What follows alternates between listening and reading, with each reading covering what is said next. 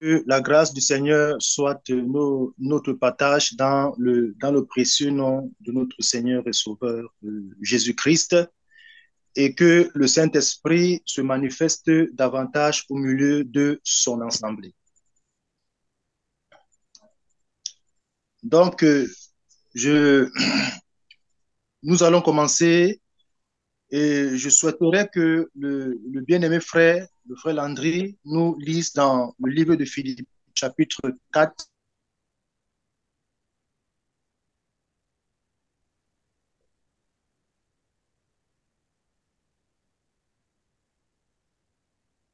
Philippiens 4, frère Paul.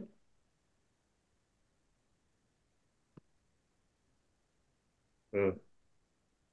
Philippiens 4, toi, Paul, tu n'as pas donné le verset. Ah, il y a un petit bug. Hmm. Bah, Connexion, oui,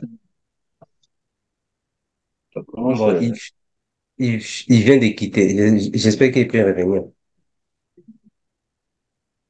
Euh, euh, bon, il a un D'accord, problème, je crois. Tu es d'accord. là? Donc, parfois, je ne sais pas pourquoi ça fait ça, mais alors que normalement, ça devait être stable. Donc, le frère pourra nous aider à lire dans Philippiens chapitre 4, le verset 18. Mhm. Philippiens chapitre 4, verset 18. Je lis au nom de Mhm. notre Seigneur Jésus. Oui, jusqu'au verset J'ai 19. tout reçu et je suis dans l'abondance. J'ai été comblé de bien en recevant par Épaphrodite ce qui vient de Oh, vous comme un parfum de bonne odeur, un sacrifice que c'est Dieu Philippiens aime. 3, frère. Donc, j'ai Comment? confondu, c'est Philippiens 3, verset 18 à 19. Philippiens Philippiens 3, 3, 18. Verset 18 au verset 19. Philippiens 3, verset 18 à verset 19. Hmm. Car il en est plusieurs qui marchent en ennemis de la croix de Christ. Je vous en ai souvent parlé, et j'en parle maintenant encore en pleurant. Leur fin sera la perdition. Ils ont pour Dieu leur ventre. Ils mettent leur gloire dans ce qui fait leur honte. Ils ne pensent qu'aux choses de la terre. Amen. Amen. Donc, que le Seigneur ajoute les bénédictions à l'étude de sa parole. Donc, ici, frères et sœurs, je voulais nous amener ce soir à comprendre vraiment l'époque dans laquelle nous sommes en train de traverser. Et je crois que samedi passé, je parlais que nous sommes en train de traverser à une période de séduction. Aujourd'hui, on a l'impression que l'enfer sera vide parce que tout le monde est devenu serviteur de Dieu, tout le monde est devenu chrétien. Alors on a l'impression que l'enfer sera vide. Aujourd'hui, Jésus-Christ a fait une prophétie. Il a dit que la moisson, elle est grande, mais il y a peu d'ouvriers. Mais aujourd'hui, on a l'impression que la moisson est devenue très petite et qu'il y a tellement des ouvriers. Mais comprenez bien, mes frères et sœurs, que c'est simplement l'expression de la séduction. Parce que j'aime dire que ce n'est pas le fait de confesser Jésus-Christ que automatiquement on est avec Christ. Ce n'est pas le fait d'être appelé chrétien qu'on est véritablement avec Christ. Ce n'est pas le fait d'être prédicateur qu'on est forcément un serviteur de Dieu. Ce n'est pas le fait de chanter, de parler en langue, de tomber au sol, de s'enrouler au sol, qui est une preuve que nous sommes avec Dieu. La dernière fois, j'étais en train de dire que aussi longtemps que nous ne passions pas par la naissance, je parle ici de la naissance dans le Saint-Esprit, nous sommes encore dans la comédie. Pour que nous soyons identifiés en Christ, il faut premièrement que nous puissions naître. Il faut une naissance. C'est par la naissance que nous revêtons la nature et le caractère de Christ. Et c'est ainsi même pour tous ceux qui apportent la parole, il faudrait premièrement que cet homme reçoive le mandat, qu'il soit qualifié par le Saint-Esprit, qu'il reçoive l'équipement qu'il faut afin de transmettre la vie au peuple. C'est très important, frère. Et si l'apôtre Paul, qui est celui qui a reçu l'apostolat pour les incirconcis, l'apôtre Paul, parlant par le Saint-Esprit, Paul dit, car il y a plusieurs, donc parmi ceux qui se disent hommes de Dieu, il y a plusieurs qui se sont levés à cause de la gloire, à cause du matériel, à cause de la famine, qui se sont faits serviteurs de Dieu, alors que Dieu ne les a jamais appelés dans la mission. Car il y a plusieurs qui marchent en ennemis de la croix. Et frères et sœurs, comprenez ici que quand on parle ici de la croix en question n'est pas différente du message que les apôtres nous ont présenté. La croix ici égale également à la sainte doctrine. La croix ici égale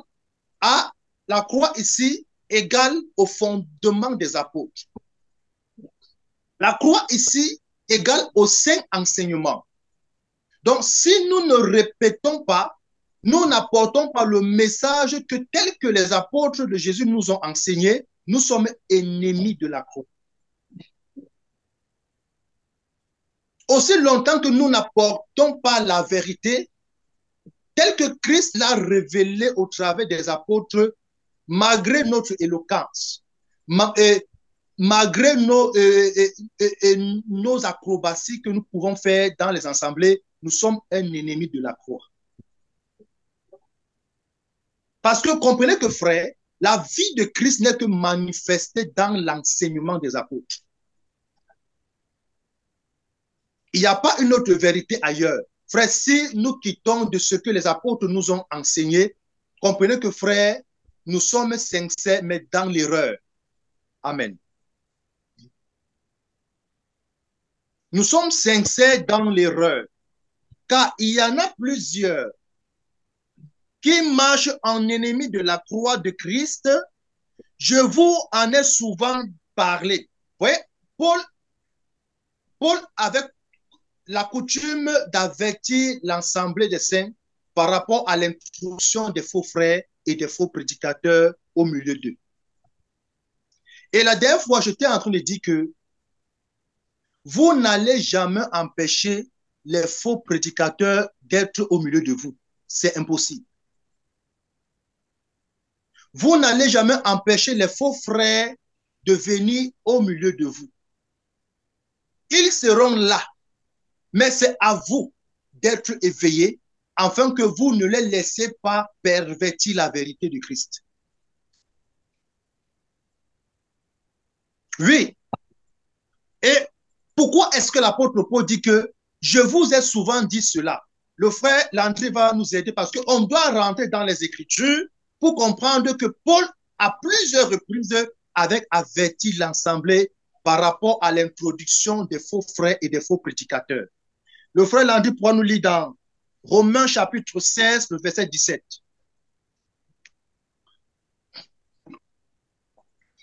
Donc, Romains chapitre 16, le verset 17. Romains chapitre 16, le verset 17. Il est écrit, je lis au nom de notre Seigneur Jésus. Je vous exhorte, frères, à prendre garde à ceux qui causent des divisions et des scandales, au préjudice de l'enseignement que vous avez reçu. Éloignez-vous d'eux. Amen. Ouais, que l'apôtre Paul, partout où Paul parlait, Paul voyant le danger qui devait arriver, Paul a commencé à avertir les frères dans des différents assemblées, parce que Paul savait que après son départ, il aura l'introduction des faux frères et ils viendront avec des doctrines pernicieuses. Ils vont détourner le peuple du saint enseignement que Paul avait enseigné aux bien-aimés frères. Et c'est la même chose, frère. Et c'est pourquoi aujourd'hui, nous avons une génération de prédicateurs du ventre. Ils ne prêchent pas Christ, mais ils prêchent leur propre ventre. Aujourd'hui, beaucoup de personnes se sont investies dans les affaires, entre parenthèses, de Dieu, non parce qu'ils aiment Dieu, non parce qu'ils aiment la vérité, mais c'est parce qu'ils veulent bâtir sur la terre un royaume d'Anak. Ils ne prêchent pas Christ, ils prêchent le ventre. C'est pourquoi quand vous touchez la dîme, alors vous devenez pour eux un ennemi redoutable.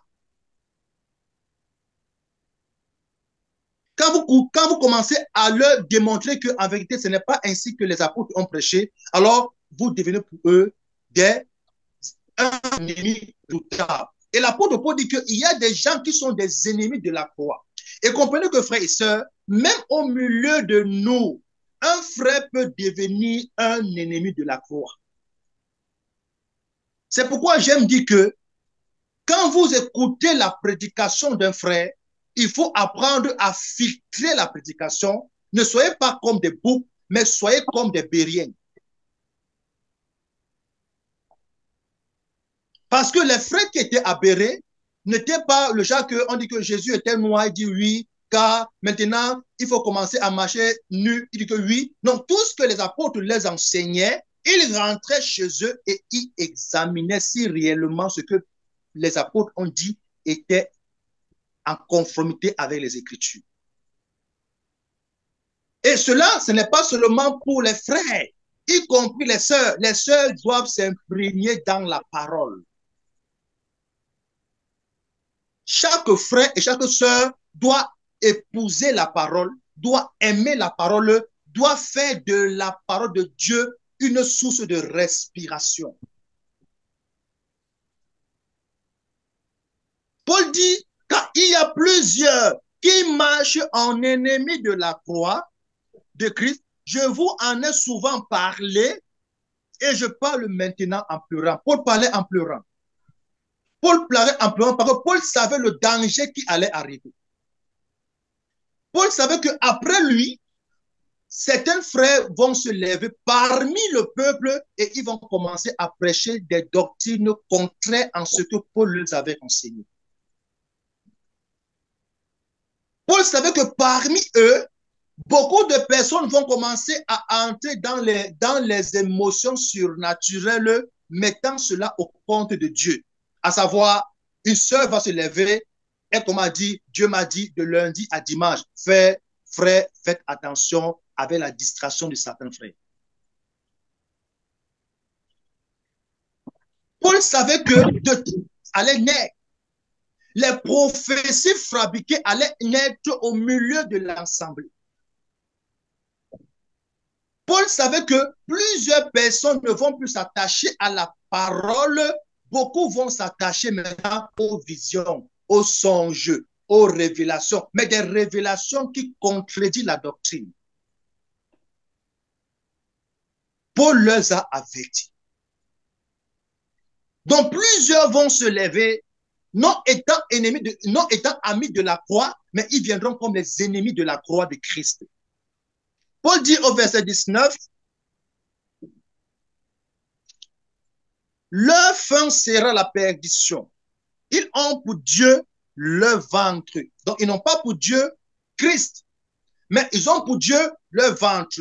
C'est pourquoi aujourd'hui, vous verrez que dans ces églises boutiques, parce que moi je l'appelle boutique et ce sont des boutiques, vous verrez que dans ces églises boutiques, alors le prophète n'est que prophète quand il peut dévoiler le caleçon des femmes.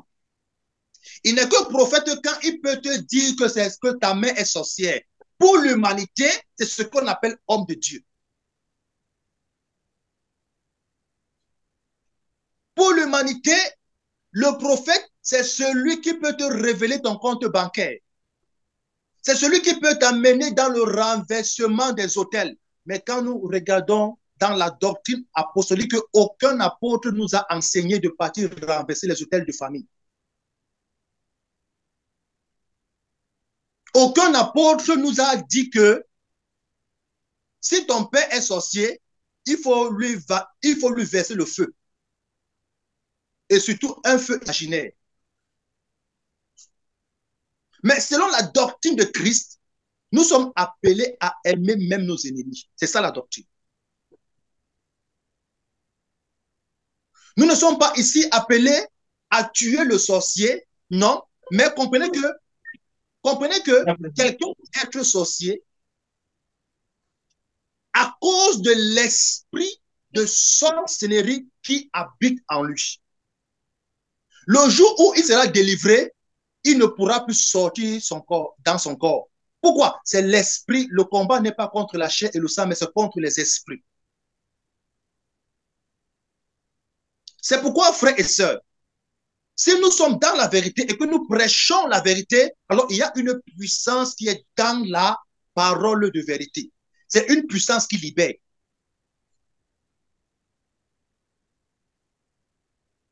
C'est une puissance qui libère. C'est pourquoi Jésus-Christ a dit dans Jean chapitre 8, verset 32, que vous connaîtrez la vérité et la vérité vous rendra libre.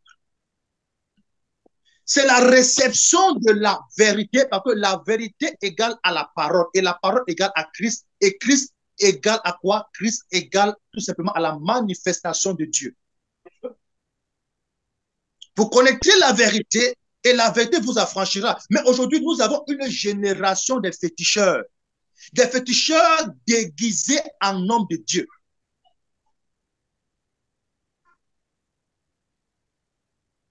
Des gens qui ont transformé le maraboutage et ils ont commencé à tromper les hommes avec la Bible. Aujourd'hui, l'instrument de braquage pour ces féticheurs, c'est la Bible. Dans le passé, ils braquaient les hommes avec des machettes, ils ont été dévoilés. Ils braquaient des hommes avec des couteaux, ils ont été dévoilés. Ils braquaient des hommes avec des pistolets, ils ont été dévoilés. Alors, ils ont compris que le seul instrument qui peut encore attirer, c'est qu'il faudrait que nous commençons à marcher avec la Bible en main.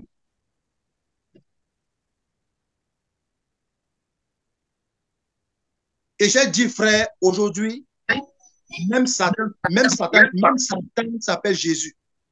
Aujourd'hui, même Satan s'appelle Jésus. Oui, frère, même Satan s'appelle Jésus.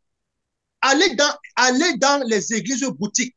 Vous verrez que le féticheur prophète va prononcer Jésus et il y aura des manifestations surnaturelles et on aura l'impression que c'est réellement Jésus. Non, c'est Satan dans sa manifestation.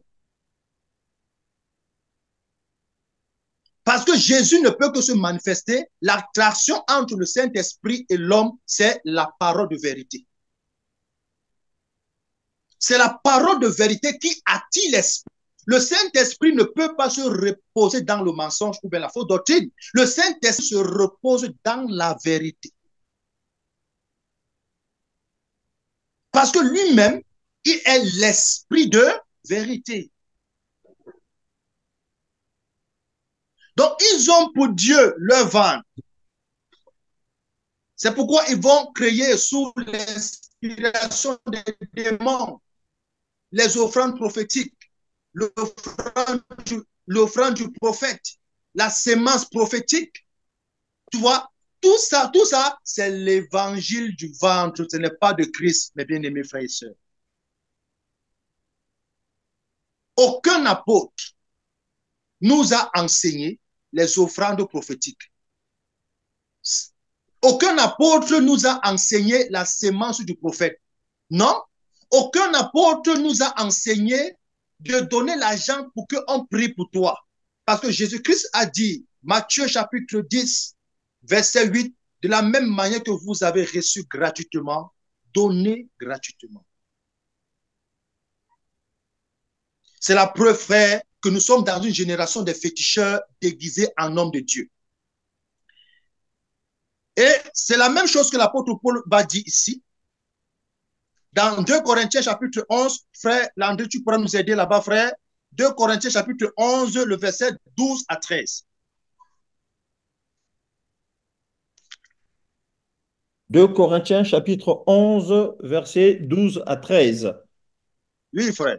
Il est écrit, « Mais j'agis et j'agirai de la sorte, pour ôter ce prétexte à ceux qui cherchent un prétexte, afin qu'il soit trouvé tels que nous dans les choses dont il se glorifie. Ces hommes-là sont de faux apôtres, des ouvriers trompeurs, déguisés en apôtres de Christ. Amen.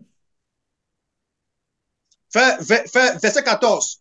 Verset 14 Verset 14. Et cela n'est pas étonnant, puisque Satan lui-même se déguise en ange de lumière. Amen, frère. Amen. Amen. Donc, notre Paul nous dit ici que ces hommes qui se disent être serviteurs de Christ, en vérité, ne sont pas des serviteurs de Christ. Ce sont des apôtres de Satan.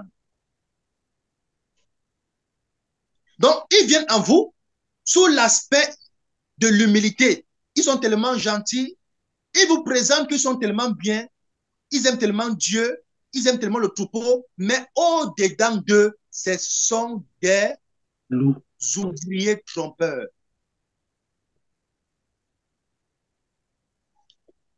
Donc, frère, Satan a la capacité d'imiter tout ce que Dieu a fait. Dieu a ses serviteurs et Satan a aussi ses serviteurs. Dieu a sa parole.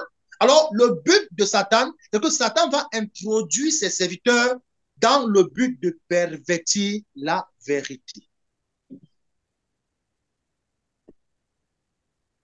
Donc, ces hommes en question ne sont pas des serviteurs de Christ, car ce n'est pas étonnant, car Satan lui-même se déguise en l'an de lumière. Je parle ici là à tous ces frères et ces sœurs qui ont basé leur foi dans des visions. Il y a certaines personnes qui pensent que la vie chrétienne est fondée sur des visions, que quand il dort dans l'espérance qu'il va encore recevoir pendant le sommeil. Faisons attention. Beaucoup pensent que Dieu n'a plus rien à faire, que de lundi à dimanche, Dieu viendra seulement te parler. Un Dieu bavard est un démon. Quand Dieu parle, Dieu ne bavarde pas.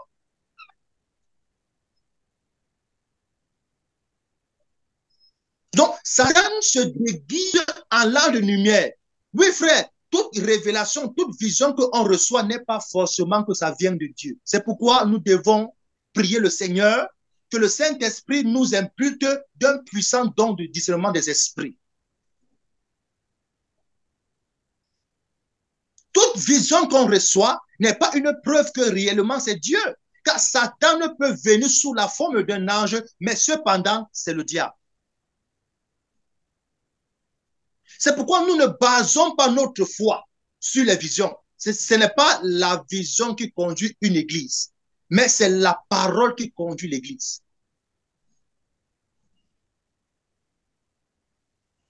L'église n'est pas fondée sur les visions. Les visions, on ne refuse pas les visions, car les visions sont aussi des manifestations du Saint-Esprit. Mais en toute chose, nous devons éprouver toutes choses. Nous ne rejetons pas des prophéties, mais nous devons éprouver des prophéties si elles viennent de Dieu. Et c'est le conseil que l'apôtre Jean nous dit dans 1 Jean chapitre 4, verset 1. Il dit que ne mettez pas foi à tout air, à tout esprit, mais éprouvez les esprits s'ils viennent de Dieu. Un frère peut avoir une vision, mais en tant qu'une assemblée mature, une assemblée des hommes et des femmes spirituelles, nous allons éprouver sa vision pour voir si elle est de Dieu.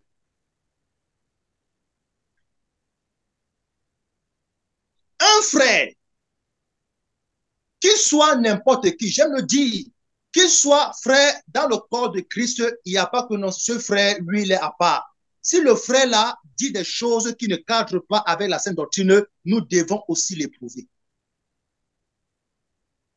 Car notre Père ne fait acception de personne. Que tu sois apôtre, tu sois docteur, tu sois prophète, si tu ne te tiens pas sur le fondement des apôtres, comprends que frère, on va t'éprouver. C'est une question d'âme. Amen. C'est une question d'âme. Pourquoi? Le but principal, frère, c'est que frère, chaque personne, chaque frère doit veiller sur lui-même. Oui, c'est pourquoi nous sommes des sentinelles. Une sentinelle est un veilleur. nous veillons sur la doctrine. Quand un frère vous prêche, il faudrait que vous, frère, j'aime dire que frère, que ce soit le frère Amando, le frère Landry, Papa Guy, tous les frères qui apportent la parole, vous qui écoutez, la première question qu'on doit se poser, ce que le frère enseigne, quel des apôtres l'a-t-il dit? Amen. Amen. Ce que le frère nous dit là, frère, si nous sommes une assemblée des bénis, oui, nous allons adorer le diable sans le savoir. Frère, même si un frère vous prêche une doctrine, vous apporte un enseignement, frère, il faut toujours vérifier et vous poser la question que ce que le frère a dit, est-ce que je peux le trouver dans l'enseignement des apôtres? Frère, s'il n'y a aucun enseignement qui le prouve, commencez à bien réfléchir. Parce que frère, nous n'apportons pas un autre fondement. Le fondement a déjà été posé. Alléluia. Le fondement a déjà été posé.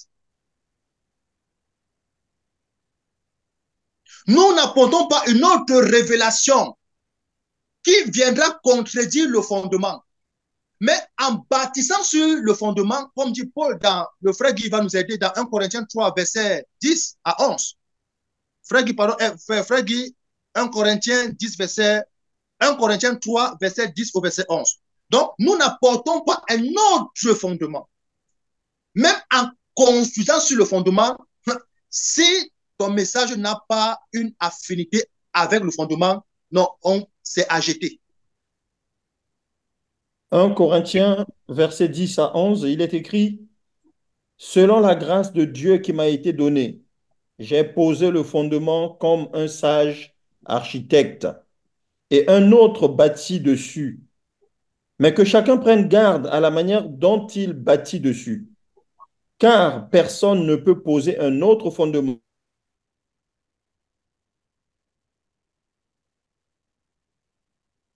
Amen, frère. Vous voyez ça? Donc, le fondement a déjà été posé. Et c'est pourquoi je dis que, frère, tous ces pasteurs dans les boutiques appelées églises, ce sont des ouvriers trompeurs. Rien qu'en écoutant ce qu'ils prêchent, vous verrez que les gars prêchent des choses qui sont contraires au fondement. Hein, frère? Quand ces hommes commencent à prêcher comme la nuit de la traversée, frère, est-ce que cela, on peut le trouver sur le fondement? Quand ces hommes prêchent déjà que nous devons aller au village, prendre la tête du village, la porter afin que nous puissions prier pour des chaînes, pour des liens de famille. Frère, c'est dans quel fondement est-ce que ces hommes ils ont pris ça? Frère, celui que Christ franchit, il est réellement libre. Hein, frère?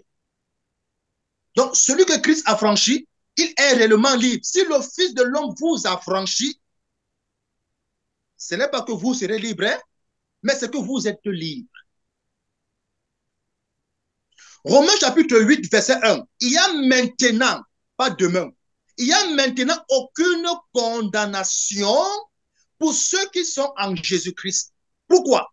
Parce que la loi de l'esprit de vie en Christ m'a affranchi, m'a délivré, m'a libéré de la loi du péché et de la mort. Amen. Colossiens chapitre 3, verset 3. Vous êtes morts avec Christ. Votre vie est cachée avec Christ en Dieu. Donc, celui qui est en Christ, frère, il doit vivre la liberté sous le don de la grâce. On n'est plus lié par la famille. Il n'y a plus aucune alliance entre nous et la famille. Non, nous avons une alliance avec Christ. Et dans cette alliance, nous jouissons de la liberté à cause de l'œuvre de la croix.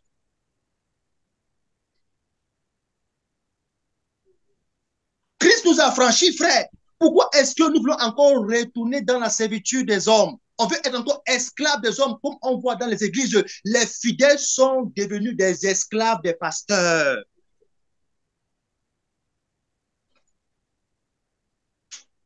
Le pasteur est devenu Dieu.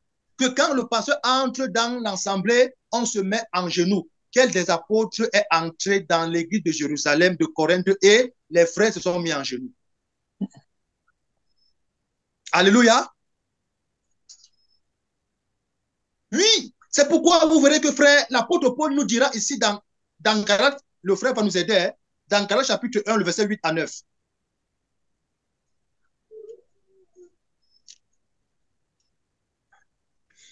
Galates 1, verset 8 à 9. Je lis au nom de notre Seigneur Jésus. Mais quand nous-mêmes, quand un ange du ciel annoncerait un autre évangile que celui que nous vous avons prêché, qu'il soit anathème. Nous l'avons dit précédemment, et je le répète à cette heure. Si quelqu'un vous annonce un autre évangile que celui que vous avez reçu, qu'il soit anathème. Alléluia, frère. Amen. Donc, même si un ange descend du ciel, ici le mot ange, ici en hébreu, on parle de maka. Maka ici signifie messager. Et un messager peut être un homme. Donc, tous ceux qui apportent le message sont des messagers. Amen. Amen. Même si un ange descend du ciel et vous annonce un autre évangile en dehors de ce que nous vous avons annoncé, qu'il soit comment? Qu'il soit maudit.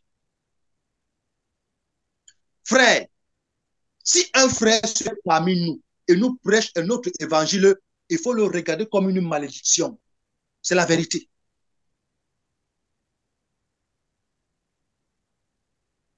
Et tous ces églises, ces féticheurs, pasteurs, ce sont des maudits. Frère, ce n'est pas le frère pour qui les maudit, c'est ce que la parole de Dieu dit.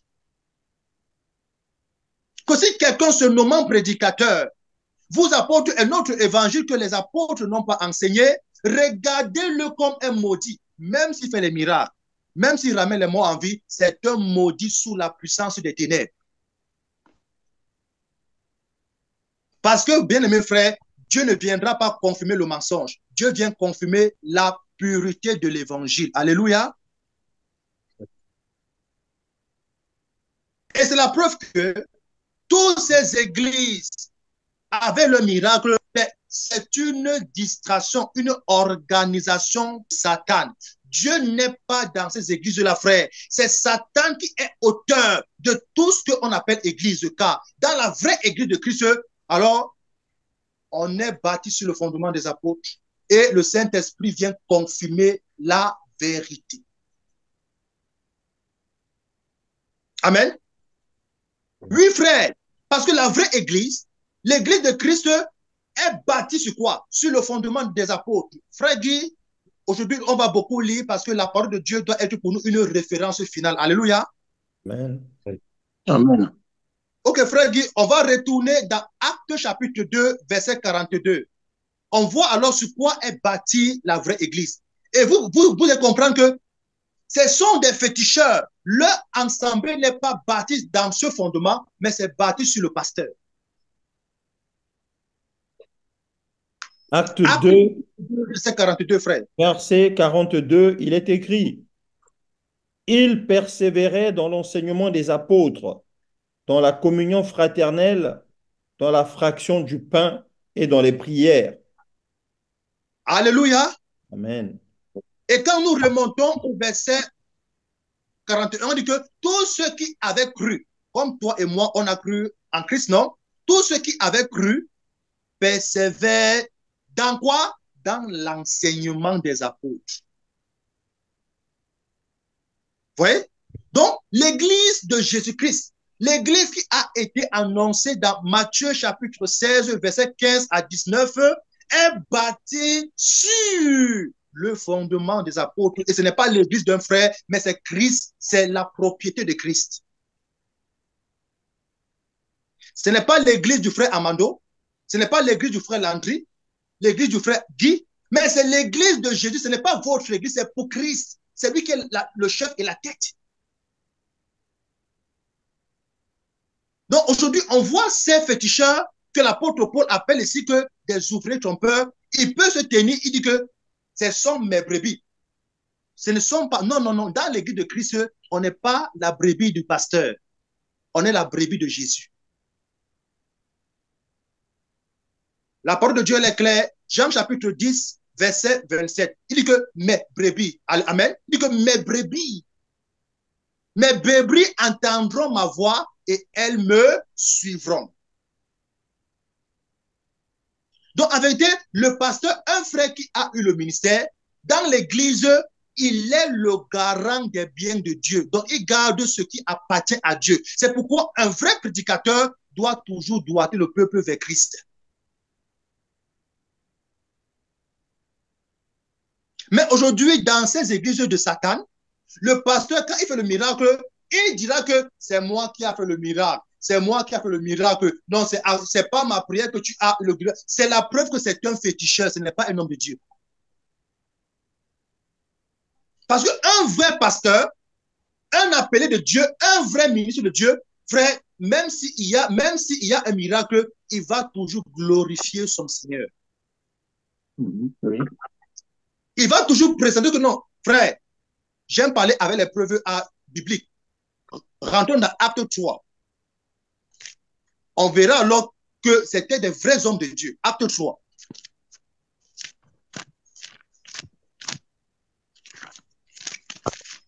Acte 3, frère Landy, je donne le verset, frère. Acte 3.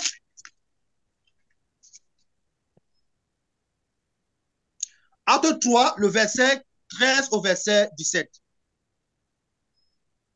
Acte 3, le verset 13 jusqu'au verset 17. Je lis au nom de notre Seigneur Jésus. Amen, frère. Le Dieu d'Abraham, d'Isaac et de Jacob, le Dieu de nos pères, a glorifié son serviteur Jésus, que vous avez livré et renié devant Pilate, qui était d'avis qu'on le relâcha. Vous avez renié le saint et le juste, et vous avez demandé qu'on vous accordât la grâce d'un meurtrier. Vous avez fait mourir le prince de la vie, que Dieu a ressuscité des morts. Nous en sommes témoins. C'est par la foi en son nom que son nom a raffermi celui que vous voyez et connaissez. C'est la foi en lui qui a donné à cet homme cette entière guérison en présence de vous tous. Alléluia, frère, merci beaucoup. Amen, frère. Ah, Jésus. Et dans l'histoire, on nous montre qu'il y avait un paralytique qui était au niveau de la porte appelée la Belle. Il attendait des aumônes. Et l'apôtre Pierre est arrivé avec l'apôtre Jean. Alors, pendant que l'infirme s'attendait que Pierre et Jean lui donnent les aumônes, Pierre lui a dit, regarde-nous, car je n'ai ni or ni argent, mais ce que j'ai, Pierre avec en lui Jésus-Christ. Amen. Amen. Mais ce que j'ai, je te le donne au nom de Jésus-Christ de Nazareth. Lève-toi et marche. Et après que le miracle s'est manifesté, le peuple a commencé à voir les regards sur qui? Sur Pierre et sur Jean. Mais comme l'apôtre Pierre était un vrai serviteur de Dieu, Pierre a dit, si ce gars a été guéri, ce n'est pas par moi, mais c'est à cause du nom et par la foi au nom de Jésus qu'il a reçu sa guérison. Amen.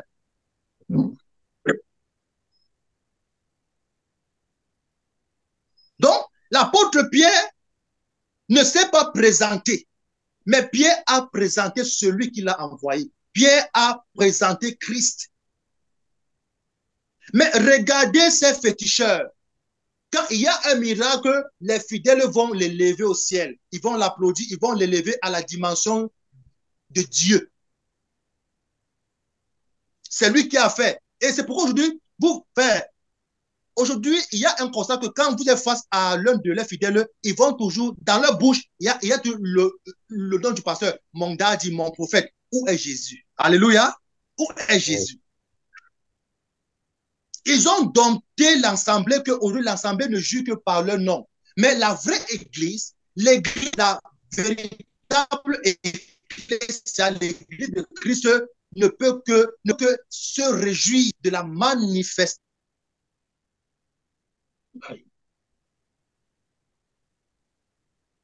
Alléluia. Amen. Donc, frère, aujourd'hui, je veux que frère, vous pensez que frère, la différence entre les serviteurs de Dieu et les féticheurs transformés en serviteurs de Christ. Et le monde des églises en est rempli. frère, tous ceux, frère, le royaume de Dieu n'est pas d'une manière spectaculaire. Dieu se cache et se révèle dans la simplicité. Dieu n'est pas dans le spectacle. Aujourd'hui, on a des pasteurs qui pratiquent le caractère en plein culte. Quel des apôtres a eu à faire une telle pratique dans l'église primitive? On a des apôtres aujourd'hui dans les églises, dans les boutiques de Satan, qui soufflent au micro et tout le monde au sol. Dis-moi quel est l'apôtre qui a eu à faire ça dans la Bible, y compris Jésus lui-même.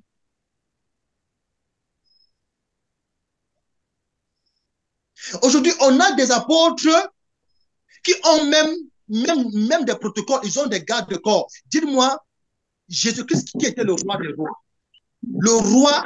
Le roi dans sa plénitude. Montrez-moi le protocole de Jésus-Christ.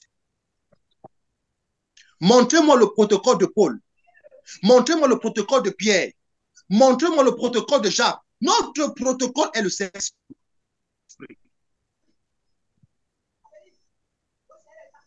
Amen.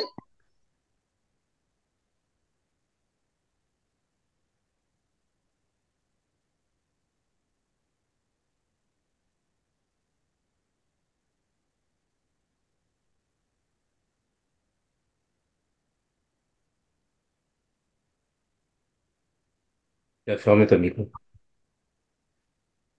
Qu'une personne qui peut te protéger mieux que le Saint-Esprit. Le Saint-Esprit est notre protection. Le Saint-Esprit est notre gardien. Le Saint-Esprit est notre bannière.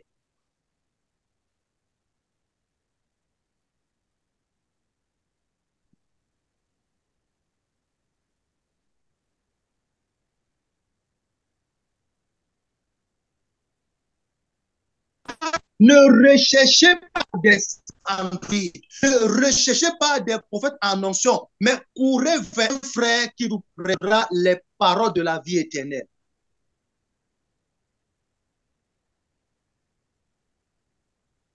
Bien, mes frères et sœurs, celui qui a la parole, il a tout. La puissance est dans la parole. L'onction est dans la parole. La parole est la somme de tout ce que l'homme a besoin.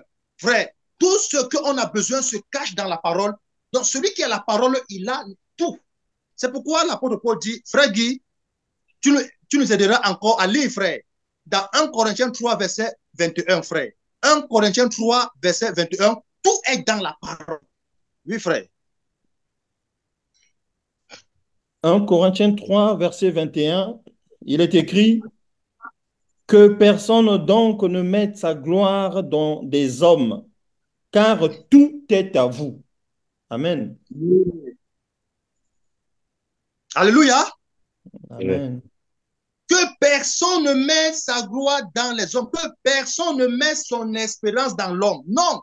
En tant que chrétien, frère, en tant que frère, Christ a fait de la nouvelle création, frère, un peuple béni. C'est pourquoi j'aime dire, frère, en vérité, un chrétien ne court pas après la bénédiction. Un chrétien est l'expression de la bénédiction de Dieu sur la terre. Oui, frère. C'est pourquoi l'apôtre Paul nous dit dans Éphésiens chapitre 1, verset 3, que béni soit Dieu, le Père de notre Seigneur Jésus-Christ, qui nous a, pas qui va nous bénir au futur, mais qui nous a bénis de toutes sortes de bénédictions spirituelles ou dans les lieux célestes en Christ. Oui, donc, en Christ, nous sommes bénis de toutes sortes. Sœur, le mariage, c'est en Christ. Cesse de courir vers les prophètes en onction. Donc, Christ a mis en toi tout ce que tu as besoin. Tout ce que Dieu attend de nous, c'est que nous devons rester dans une vie de sanctification, d'obéissance et de crainte. Alléluia. Tout est en vous. Aujourd'hui, pourquoi est-ce qu'on court après les prophètes? Parce que l'apôtre Paul nous dit dans, frère Guy, tu peux nous lire, frère Guy, dans Galates chapitre 4, verset 1. Voici le problème qui nuit les frères et les sœurs dans le corps du Christ. C'est le problème. Dans Galates chapitre 4, verset 1, frère. Galates 4, verset 1. Or, aussi longtemps que l'héritier est enfant, Je dis qu'il ne diffère en rien d'un esclave, quoi qu'il soit le maître de tout. Amen. Alléluia. Aussi longtemps que l'héritier est un enfant, aussi longtemps que l'héritier ne comprend pas sa position en Christ, aussi longtemps que l'héritier n'a pas la révélation de ce que Christ a fait de lui, il n'est pas différent d'un esclave. C'est pourquoi il court après les prophètes, il court après les bénédictions. Alléluia. Cependant, il est déjà un être béni. Christ l'a béni. Christ l'a tout donné. Mais comme il est esclave, comme il est enfant, il n'a pas encore atteint la maturité, bien-aimé. Il n'a pas encore expérimenté les bénéfices du salut. Il court après des féticheurs, des faux pasteurs et des faux prophètes. Frère, le Seigneur a mis en toi l'autorité et la puissance du Saint-Esprit. À savoir que, frère, tu es capable de déclarer et le Saint-Esprit vient se manifester. C'est ça la nouvelle création en Christ. Dieu a fait de nous sagesse. Dieu nous a imputé de son caractère, de sa nature. Dieu a fait de toi participant à la nature divine. Frère Guy, tu vas nous aider près dans 2 Pierre chapitre 1, verset 3 à 4. Aujourd'hui, on est dans l'ignorance. C'est pourquoi on court. On dit que non, tel prophète est venu du Congo, il fait les miracles. Tu vois comment les frères sont en train de courir. Ils courent. Pourquoi? Ils sont encore des bébés, ils sont encore des esclaves. Alléluia.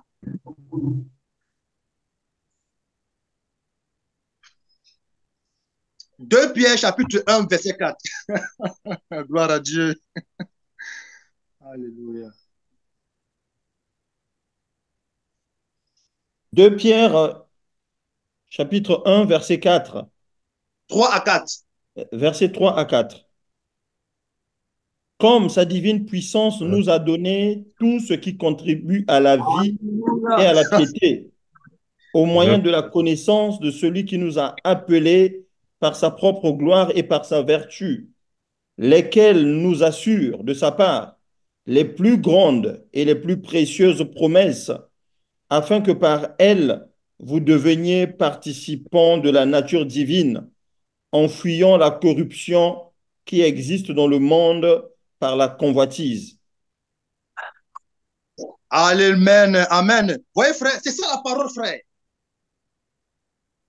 Donc, Christ nous a donné tout ce qui constitue aux promesses. Ici, l'apôtre Paul parle des promesses qui sont rattachées au salut. Amen.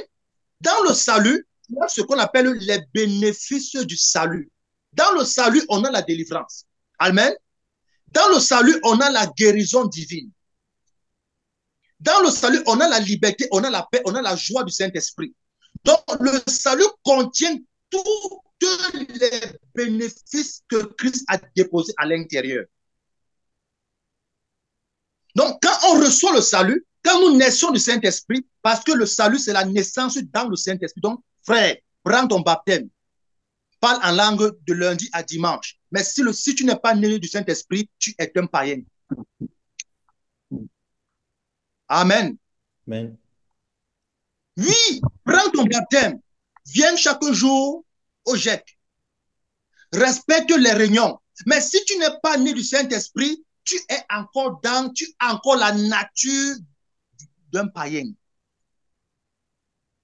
De la même façon que nous entrons dans nos familles par la naissance naturelle, c'est ainsi que nous entrons dans la famille de Dieu par la naissance spirituelle. Jean chapitre 3, verset 6 à 8.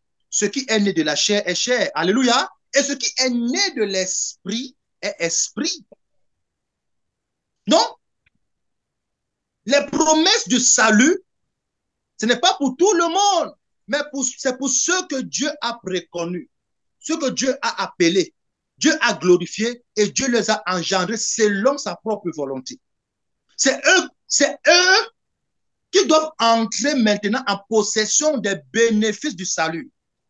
C'est pourquoi, frères et sœurs, je le redis encore ce soir, frère, un saint n'a pas besoin d'être délivré.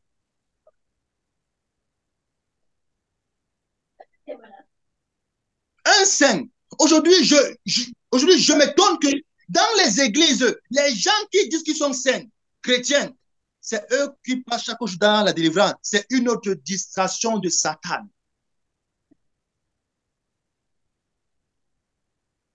Frère, la seule délivrance que nous, on entend en tant que saints, c'est que notre corps du péché doit revêtir l'incorruptibilité. Alléluia. Amen. Amen. Notre esprit a déjà revêtu Zoé, le genre de vie de Dieu, la nature christique. Frère, si Christ est en toi, dans ton esprit, aucun esprit ne peut plus avoir accès dans ton esprit, car ton esprit est devenu la propriété de Christ.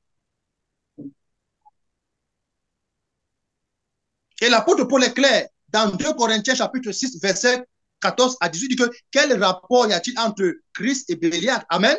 Entre le temple de Dieu et le temple des idoles. Alléluia. Donc, Christ ne peut pas cohabiter avec un démon. Un chrétien n'est pas possédé. Oui, frère, c'est de la nourriture solide. Mais permettez-moi supporter ma folie et permettez que, frère, je puisse dispenser cette vérité, frère. Oui, oui, c'est la preuve que, frère, toutes ces églises, tous ces prophètes, ce sont des féticheurs. Je le dis, frère, si quelqu'un veut qu'il vienne me taper, mais c'est la vérité, ce sont des féticheurs. Tous ces hommes avec des vestes, des cols blancs comme des corbeaux, ce sont des féticheurs. Ils pensent que Dieu est dans le vêtement. Ils parlent d'aujourd'hui, les gars parlent non, que le fait qu'on doit être homme de Dieu, on doit partir dans une école pastorale. Non, non, Dieu appelle. Amen. Dieu, l'appel de Dieu n'est pas fondé dans une école. Dieu nous appelle depuis le sein de nos parents. Vrai ou faux, frère? Dieu n'a-t-il pas dit à Jérémie chapitre 1, frère Guy, tu vas nous aider, frère. Frère Guy, Jérémie 1, verset 5. Ce sont des féticheurs. Jérémie, chapitre 1er, le verset 5. Il est écrit, « Avant que je t'eusse formé dans le ventre de ta mère, je te connaissais. Et avant que tu fusses sorti de son sein, je t'avais consacré, je t'avais établi prophète des nations. » Amen. Amen. Amen. Il dit que quoi? Avant que Jérémie ne soit formé, il n'était pas encore né. Il est donc ni né, il n'était même pas encore formé dans le sein de sa mère. Mais Dieu, à cause de son infini, le connaissait déjà. Alléluia. Et Dieu, en le connaissant, l'avait déjà établi un et consacré prophète des nations. Donc, ce n'est pas la naissance qui a fait de lui un prophète, mais c'est la consécration dans l'esprit de Dieu qu'il a établi prophète. Alléluia. Et sur la terre, frère, les dons, frère, on ne part pas dans une école pour avoir l'appel. L'appel, c'est pas une consécration par la volonté de Dieu. Amen, frère. Et frère Guy, et même l'apôtre Paul va répéter la même chose. Frère Guy, ouvrons dans Galates chapitre 1, verset 15.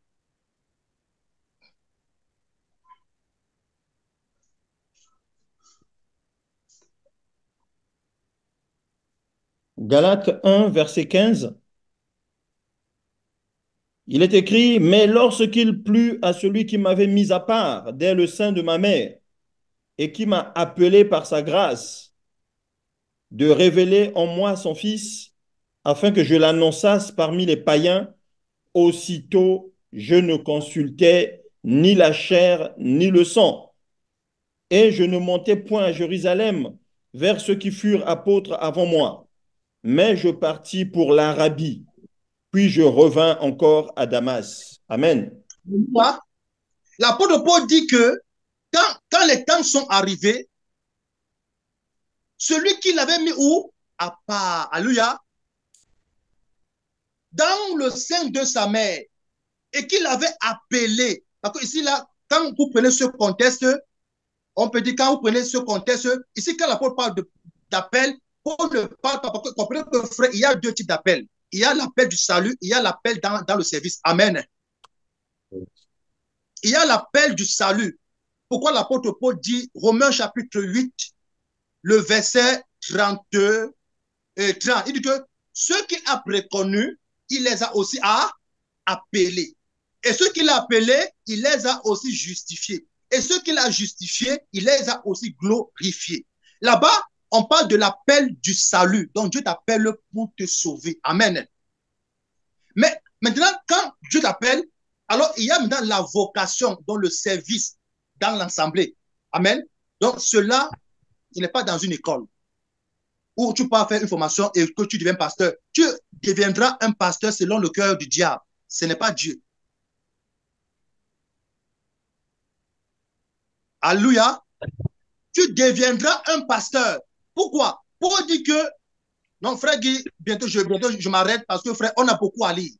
Frère Guy, tu vas ouvrir dans 2 Chroniques chapitre 13, le verset 9. 2 Chroniques chapitre 13, le verset 9. Vous allez voir que les féticheurs ont commencé depuis l'époque même. Donc c'est ça, frère. C'est grave. 2 Chroniques chapitre 13, verset 9. 2 Chroniques chapitre 13, le verset 9. Il est écrit, « N'avez-vous pas repoussé les sacrificateurs de l'Éternel, les fils d'Aaron et les Lévites, et ne vous êtes-vous pas fait des sacrificateurs, comme les peuples des autres pays?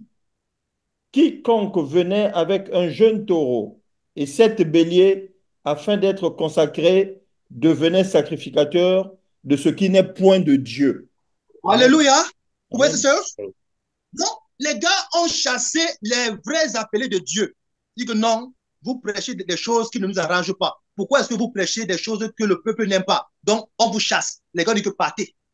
Les gars disent que, ok, on crée une école. Les gars ont commencé à fabriquer leur pasteur. Amen. Vous voyez cette chose? Les gars ont commencé à fabriquer leur pasteur. Et comprenez qu'à l'époque, les gars ont fabriqué, et pour qu'on reçoive la consécration, il fallait apporter quoi? Des béliers, des boucs. Aujourd'hui, c'est quoi? On apporte l'argent pour payer la formation. Vrai, non? Aujourd'hui, on apporte l'argent pour être consacré pasteur. Mais quel pasteur? Pasteur qui n'est pas Dieu. Frère, quel des apôtres est parti payer la formation pour être apôtre? N'est-ce pas? Jésus-Christ n'a pas dit, frère Guy, Jean 15, verset 16. Jean 15, le verset 16. « Ce n'est pas vous qui m'avez choisi, mais moi, je vous ai choisi et je vous ai établi, afin que vous alliez et que vous portiez du fruit, et que votre fruit demeure, afin que ce que vous demanderez au Père en mon nom, il vous le donne. » Alléluia. Amen. Donc, ce n'est pas vous qui m'avez choisi. Donc, ça ne dépend pas de celui qui veut être pasteur ou celui qui court pour être pasteur, mais ça dépend du choix de Dieu. Alléluia. Amen. Ce n'est pas vous qui m'avez choisi, c'est moi qui vous ai choisi et je vous ai établi. Donc, c'est Christ qui établit selon son choix. Afin que vous alliez et que vous portiez du fruit. Mais aujourd'hui, dans ces églises-là, frère, quand quelqu'un part dans une école, il peut faire 10 ans, comme chez les catholiques, je m'excuse, mais je vais citer le nom. On peut faire 10 ans dans le séminaire, on sort étant prêtre. Frère, il est prêtre selon le cœur du diable. On part dans une école pastorale, on fait la formation. Non, frère, la vocation dans le ministère ne dépend pas de l'homme, mais ça dépend de l'élection de Dieu. Alléluia. Ça dépend de l'élection de Dieu. Donc, frère, c'est pour vous dire encore ce soir que, frère, méfions-nous des faux prédicateurs. Même parmi nous, mes soeurs et mes frères, veillez sur la prédication d'un frère. Parce qu'un frère peut prêcher en vous glissant le venin, c'est pas. Veillons sur ce que nous écoutons. Parce que pourquoi? Romains chapitre 10, verset 17. La foi vient de ce qu'on a, on entend. Et ce qu'on entend vient de la parole de Dieu. C'est ainsi que la séduction vient de ce qu'on a on entend. L'égarement vient de ce qu'on a, on entend. Donc, quand tu entends, avant de dire Amen, va d'abord examiner. Alléluia. Va d'abord examiner si ce que le frère dit est en conformité avec la vérité. Alléluia. Si ce que le frère dit est la vérité. Frère, nous sommes dans une génération de la séduction. Satan a équipé ses serviteurs dans le but de pervertir la vérité.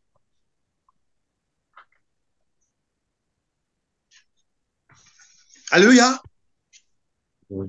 Et je vais finir avec un des versets. Frère Guy, je sais que mon frère, tu as beaucoup lu, mais que le Seigneur te fortifie davantage, mon bien-aimé frère. On prend dans Actes chapitre 20, le verset 28 au verset 29.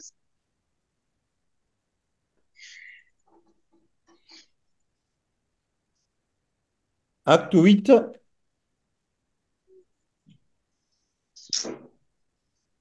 Acte 8, frère Paul. Oui, acte 8, acte 20, le verset 28 au verset 29.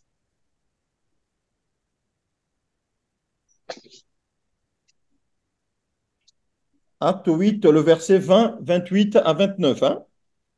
Oui, frère. Je lis au nom du Seigneur. Prenez donc garde à vous-même et à tout le troupeau sur lequel le Saint-Esprit vous a établi évêque pour paître l'Église du Seigneur, qu'il s'est acquise par son propre sang. Je sais qu'il s'introduira parmi vous, après mon départ, des loups cruels qui n'épargneront pas le troupeau, et qu'il se lèvera du milieu de vous des hommes qui enseigneront des choses pernicieuses pour entraîner les disciples après eux. Amen. Amen, frère. Vous voyez ce chaud, frère? L'apôtre Paul mettait en garde l'église qui était à Éphèse. Là, selon le contexte, l'apôtre Paul était dans l'assemblée qui était à Éphèse. Amen. Et l'apôtre Paul était en train de leur prévenir. Paul dit que non, je sais qu'après moi,